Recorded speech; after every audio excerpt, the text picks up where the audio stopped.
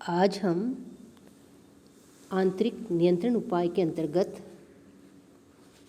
इसका सेकंड भाग आंतरिक अंकेक्षण है। प्रथम आंतरिक निरीक्षण और सेकंड भाग है आंतरिक अंकेक्षण। आज हम आंतरिक अंकेक्षण के बारे में अध्ययन करेंगे। सबसे पहले हम देखते हैं कि आंतरिक अंकेक्षण कहते किसे हैं। आंतरिक अंकेक्षण एक विशेष प्रकार पर कर्मचारियों द्वारा व्यवसाय की कार्यविधियों एवं लेन देनों के निरीक्षण को आंतरिक अंकेक्षण कहा जाता है। संस्था के रिकॉर्ड की तथ्यता के सतत मूल्यांकन के लिए यह एक बहुत ही महत्वपूर्ण साधन है। आंतरिक अंकेक्षण के अंतर्गत संस्था के खातों की गहन जांच की जाती है जिससे कोई त्रुटि न रह जाए। यह कार्य वर्ष पर्यंत चलता रहता है।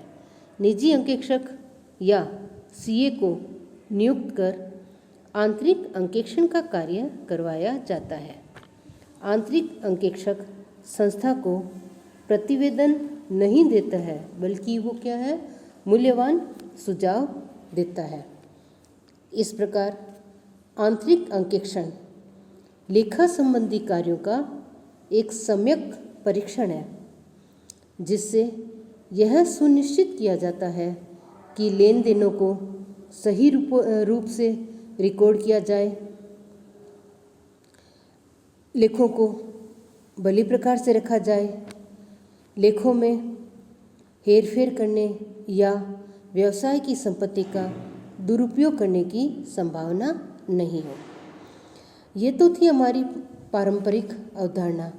वर्तमान समय में हमें जो आंतरिक अंकेक्षण है उसके अंतर्गत एक नया काम करना होता है जिसमें वाउचरों एवं प्रलेखों की मदद से लेखों की गणितीय सत्यता की जांच करने तथा स्टॉक, नकद एवं स्थायी संपत्तियों जैसी कुछ मदों का सत्यापन करने तक का ही कार्य पर्याप्त नहीं है, बल्कि वह उन प्रक्रियाओं को निर्धारित करें, उनकी कुशलता की जांच करें एवं नियंत्रणों की प्रभावशीलता जांचने के भी उपाय करें।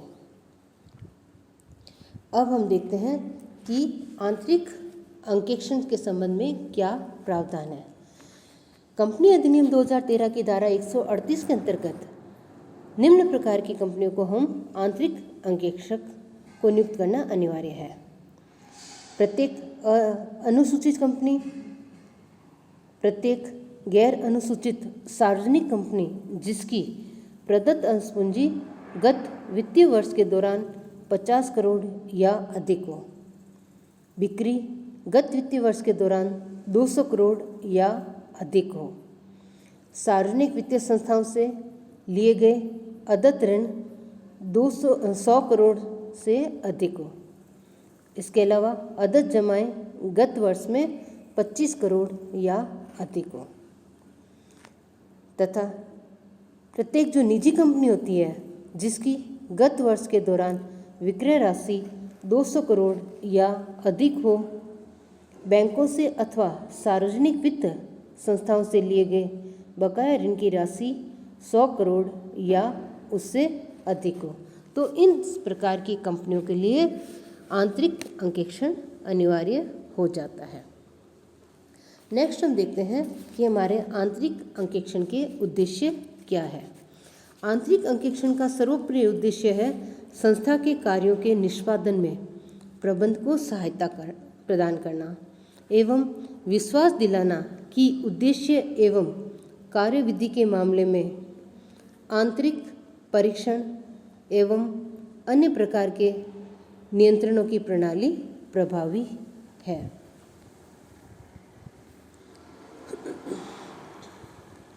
इसके अलावा छल कपट एवं अशुद्धियों को ढूंढना एवं उन्हें रोकना, प्रबंध को दिए गए वित्तीय एवं सांख्यिकीय रिकॉर्डों की सत्यता एवं प्रामाणिकता का सत्यापन करना, यह निश्चित करना कि संस्था में मानक लेखा विधियों का सही ढंग से पालन किया जा रहा है या नहीं।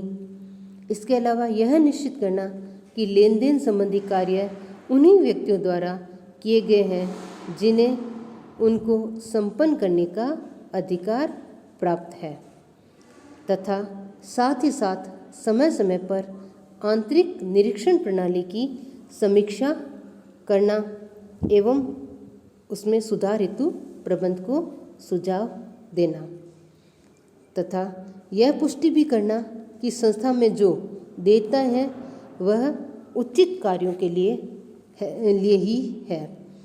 इन सब के अलावा आंतरिक अंकेक्षण वैधानिक अंकेक्षण के कार्य को भी सुगम बनाता है तथा वह संपत्तियों के लेखे की सुरक्षा की व्यवस्था को भी देखता है तथा वो कर्मचारियों के द्वारा जो किए गए कार्य है उनका पुनर्निरीक्षण भी करता है।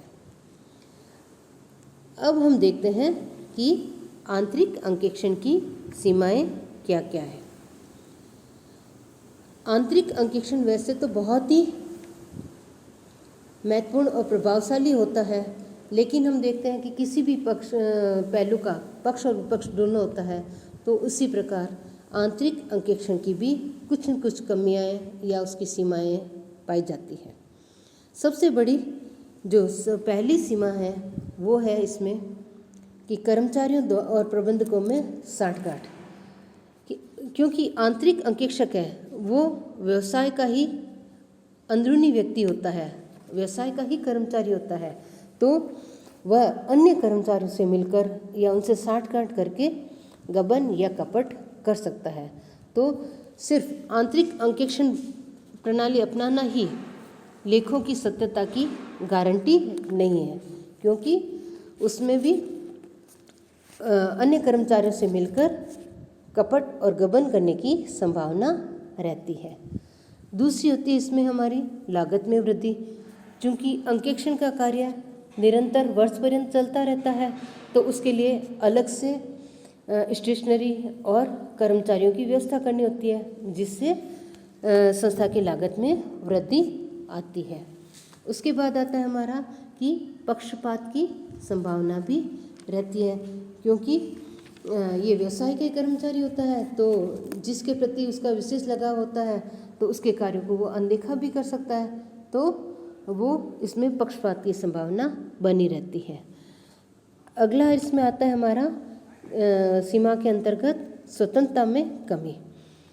चूँकि आंतरिक अंकेक्षक है वो स्वतंत्र व्यक्ति नहीं होता है, व्यवसाय के प्रबंधकों या मालिकों के द्वारा ही नियुक्त एक कर्मचारी होता है और उसको अपनी रिपोर्ट प्रबंधकों को ही देनी होती है।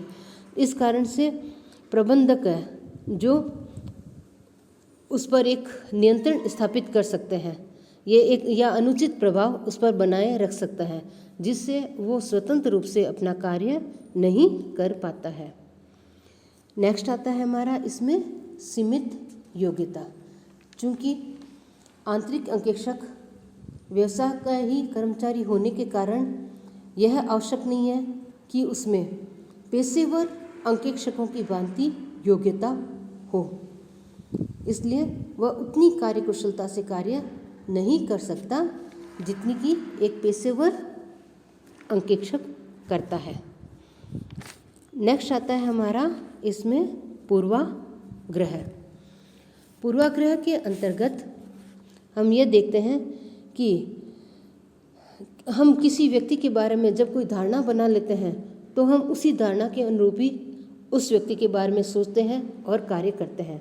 तो ये जो पूर्वाग्रह है, उस पूर्वाग्रह के कारण से हम यदि किसी व्यक्ति को अनुचित मानते हैं या उसके कार्य को गलत मानते हैं तो हमारी मानसिकता भी वैसी ही होती है।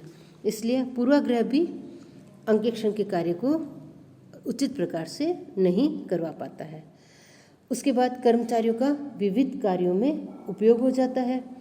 इसमें आंतरिक अंकेक्षक के जो स्टाफ के व्यक्ति है उनको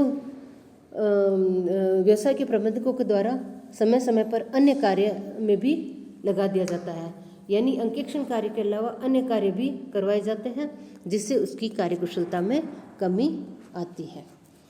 अतः हम ये देख सकते हैं कि आंतरिक अंकेक्षण की, या हम यह कह सकते हैं कि आंतरिक अंकेक्षण की कुशलता केवल तभी संभव है जब इस कार्य के लिए रखे गए कर्मचारियों की कार्यकुशलता पर निर्भर करता हो। यह तभी प्रभावी हो सकता है जब आंतरिक अंकेक्षक को लेन देन के संबंध में पूछताछ करने का अधिकार केवल वित्तीय दृष्टि से ही नहीं हो, बल्कि संस्था की अन्य कार्यविधियों एवं गतिविधियों की दृष्टि से भी दिया जाता है।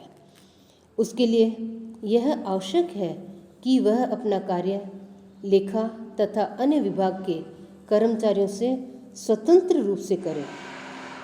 उसे प्रबंध का एक अंग माना जाना चाहिए एवं एक स्वतंत्र पद या ओहदा प्राप्त होना चाहिए, तभी हमारा आंतरिक अंकेक्षण प्रभावी होगा।